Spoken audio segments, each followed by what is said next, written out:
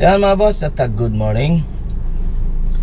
At kunting pasilip, Block 16 ng Jasmine ng Limabrosa Phase 3. Okay, at yan, napahukay na tayo para dito sa front nya, para sa sumabay na yung finish ng interior at yung fence sa front, yung kakabitan ng gate, and then yung roofing.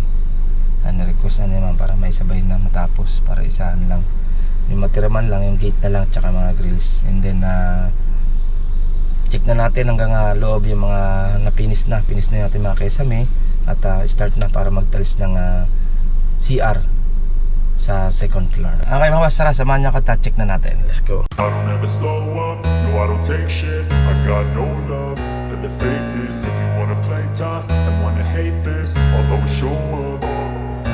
I don't ever slow up, no I don't take shit. I got no love for the fakeness. If you wanna play tough and wanna hate this, I'll always show up and make a statement. I don't ever slow up, no I don't take shit. I got no love for the Jay Uragon Vlog.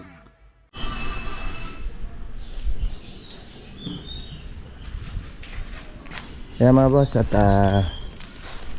Block 16 ayun na, at start na tayo para sa hukay. Clear na muna yung area dito para mahukay na natin. Okay, ayun na tayo. Para sa ating gate at fence na kakabit ito, and then nasa roofing. Okay, check na rin natin muna to. Yan, at ito na masalyahan na yung living area na. Masalya na at liliyahin na lang. Dito naman, yan, plastering na rin naman to. Parang lagyan na rin ng niche. Ayan, may niche na. And then patalis na rin naman to CR. Dito naman, yan, kaysa minata, pamasilyan na rin naman. Okay, ito na, abang na yung kanyang saring shade nya. Ayun na yung PVC nya. At abang na. Dito lang naman yan.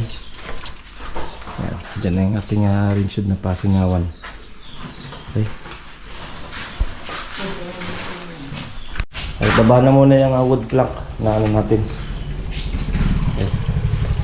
Yung wood plank. Nakuha natin sa ano. Ito 5 piraso lang naman to para sa hagdan. Yan. Para ma-prepare na rin yung sa hagdan nya. Okay, check natin sa second floor mga boss.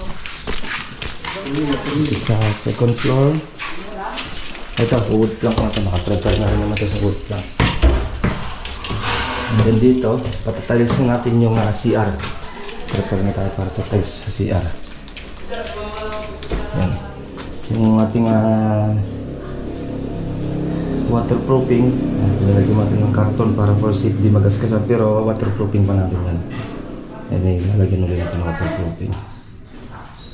Okay, yan, naka-layout na yung para sa tiles nya. At kabit na ito ng tiles. Ito naman, primer na. Primer na yung kanyang isang room. At papinturahan na rin naman ito. Okay, ito first coat lang. Madali na itong batakan. Itong master bedroom. Tsaka madali na ito. Para pag ang batak niyan, para wala nang alikabok. Okay. Ayan mga boss, yan ating kuting pasilip, Block 16. Ito na yung sa wood plank niya. At prepare na rin naman yan dito.